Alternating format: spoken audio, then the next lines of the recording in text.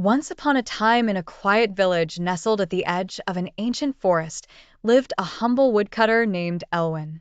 Every day, he ventured into the forest with his trusty axe to gather wood which he sold to support his family. One fine morning, as Elwyn was chopping wood by the river, his axe slipped from his hands and fell into the deep waters.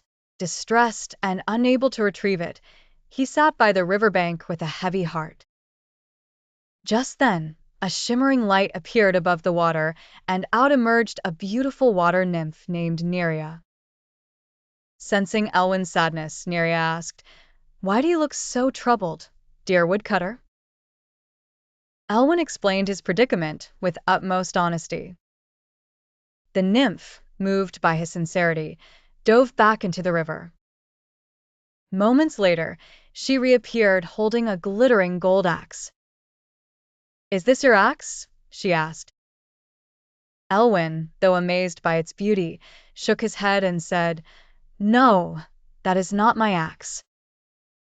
Nerea dove again and returned with a sparkling silver axe. She asked once more, "Is this your axe?"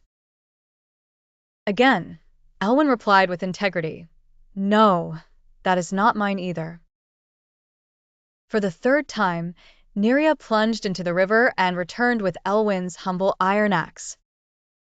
A smile of relief spread across his face as he exclaimed, "Yes, this is my axe." Impressed by his honesty, Nerea gifted him all three axes as a reward.